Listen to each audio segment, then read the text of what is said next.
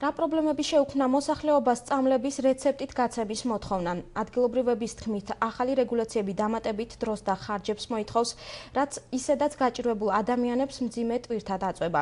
რიგები, რომლებიც აფთიაქებიდან ექიმების კაბინეტებთან გადაინაცვლა, წამლების მომხმარებლების უკმაყოფილებას იწვევს. დღეიდან 772 სავაჭრო დასახელების წამალი ურეცეპტოდ გასაცემი მედიკამენტების ჯგუფს დაემატა და ორშაბათიდან ურეცეპტოდ გაიყიდება. ნახეთ ნინო ჩორგოლიანის სიუჟეტი.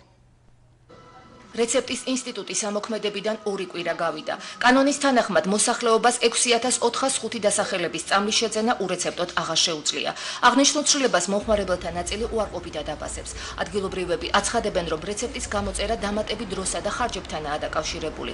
მათივე თქმით, რიგებმა, რომელიც ადრე აფთიაქებთან იყო, ახლა ექიმის კაბინეტებთან გადაინაცვლა. ცვლილება არ მომწონს. ძალიან ცუდია, ბევრი ამბობს, რიგი იყო ექიმთანაც და ნახევარი საათი მოუნდა 4 რეცეპტის დაწერას. ექიმმა ბრძანა, რომ ვეღარ ვესაუბრები ავანდყოფს, რა სჭირს, რა უნდა, რა მდგომარეობა აქვს. რეცეპტის დაწერა, რიგი იყო თან. ეხლა წამოვედით ერთ აფთიაქში არ მომცეს, ხუთიაბი მინდო და დიაბეტიანი ვარ. ხუთიაბი არ მომცეს. და აქ მოვედი ახლა. აბა ეხლა ურეცეპტოდ ეხლა ყოველთვის ექიმთან წასვლა გვინდა, ის ექიმი არ გამოგვიწერს იმას, ეს ტკივილი გამაყუჩებელია თუ რა არის, რომ მე მაგალითად კეტონალს ავხმარობ სახსრები მაწუხებს და ეხლა ვეღარ ვიყიდი ალბათ, ექიმთან წავიდე გამოვაწერინო. ეგ არის ძალიან ცუდი, დედამთილი და მამამთილი მყავს აი ორივე ამამტყობი, რომელიც ორივეზე ვყიდულობ, აი ჯვირიან წამლებს, რასაც აქვია და თან ურეცეპტოთო.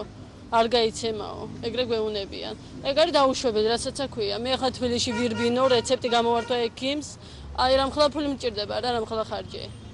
ეგ არის დაუშვებელი, რასაც აქვია. ძალიან წინააღმდეგი ვართ ამის, ძალიან, რასაც აქვია, სრულიად სიტყვის მნიშვნელობით. ძალიან ცუდია, იმიტომ რომ მე თვითონ მყავს მშობლები ავადმყოფი და ყოველ წუთში შევიდებათ იმათ წამალი და ყოველთვის სადვირბინოთ ჩვენ ექიმთან.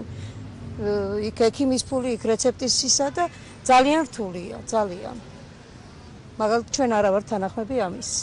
სასრული წამლის მისაღებად მომხმარებელმა აფთიაქში უბნის ექიმისგან შედგენილი ფორმა 3 უნდა წარადგინოს. აღნიშნული სარეცეპტო ფორმა საქართველოს მასშტაბით ყველა სოფლსა და ქალაქში ვრცელდება.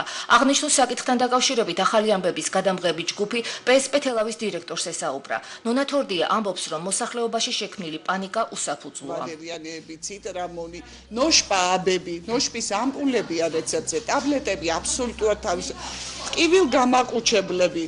ტაბლეტირებული ფორმები არის აბსოლუტურად ურეცეპტოდ, მხოლოდ საინექციო ფორმებია რეცეპტზე გადაყვანილი. ანტიგისტამინურებიდან ცეტრიზინის ჯგუფის გარდა ყველა ტაბლეტირებული ფორმა არის ურეცეპტოდ გასაცემი და ასე შემდეგ და ასე შემდეგ.